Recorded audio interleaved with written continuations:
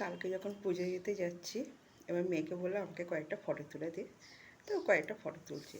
মা, তার মধ্যে আমার কর্তামশাই ও মোবাইলটা নিয়ে এসে মেয়ে হাতে ফাঁক দিয়ে মোবাইলটাকে করে ছবি তুলছে।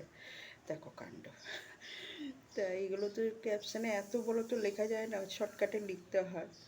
তা তখন না মনে হচ্ছে কী বলতো, নিজেকে খুব সেলিব্রিটি মনে হচ্ছে, যেরকম সেলিব্রিটিতে চারিদিক থেকে ক্যামেরা দিয়ে ছবি তোলে না, ওরকম মনে হচ্ছে যে আমিও মনে হচ্ছে সেলিব্রিটি, হয়তো পুজো দিতে যাচ্ছি, এটা বিশাল মানে বিশাল একটা কিছু একটা কাজ করছি, যার জন্য এত ছবি সব তুলছে।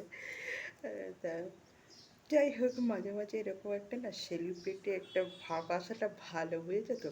তবে কী বলো তো, আমাদের সোশ্যাল মিডিয়ায় কিন্তু কম কিছু না, আমাদের মানে সব কত ছেলে মেয়ে বলো, মানে সোশ্যাল মিডিয়ায় বেশিরভাগ 95% এত ভালো কাজ করছে যে একটা সেলিব্রিটিদের থেকেও দুর্দান্ত এরা কাজ করছে, আর এত মাথা খাটিয়ে কাজগুলো করছে। সত্যি তখন মনে হয় যে সেলিব্রিটি কিচ্ছু না, তারা তো তাদেরকে তো শেখাচ্ছে, আর এদের কিন্তু শেখাচ্ছে না, এরা মাথার থেকে বুদ্ধি বার করে করে এক একটা ভিডিও করছে, কন্টেন্ট করছে। খুব মানে দারুণ ব্যাপার। মানে এগুলো সত্যি মানে কোনায় কোনায় মানে দেশে কোনায় কোনায় যে কত এরকম ছোটো ছোটো সেলিব্রিটি আছে, আমরা সেটা দেখতে পাচ্ছি সোশ্যাল মিডিয়ার মাধ্যমে।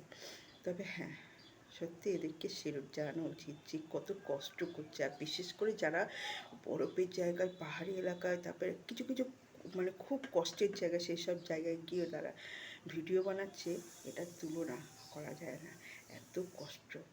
যাই হোক, কষ্ট করছে, তার ফলও তো তারা পাচ্ছে, তাই না? তাই এরকমই